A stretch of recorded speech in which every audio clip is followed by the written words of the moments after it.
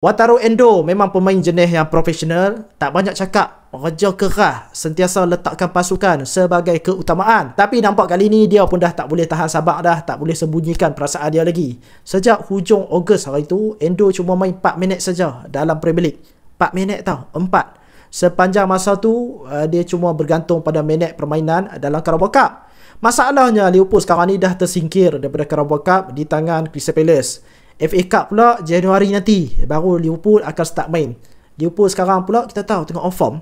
Banyak kali aku rasa Arne Slot ni terpaksa buat pertukaran yang lebih menyerang. Sebabnya masa tu Liverpool tengah ketinggalan ataupun seri.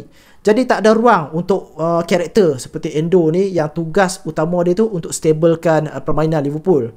Untuk pemain yang dah biasa jadi closer Liverpool, benda ni memang satu perubahan yang besar lah. Aku rasa yang dia mengomel tu bukan setakat benda ni berlaku dekat Liverpool saja. Benda ni juga berlaku dekat Jepun. Walaupun dia kapten Jepun, tapi beberapa perlawanan sebelum ni dia tak main langsung.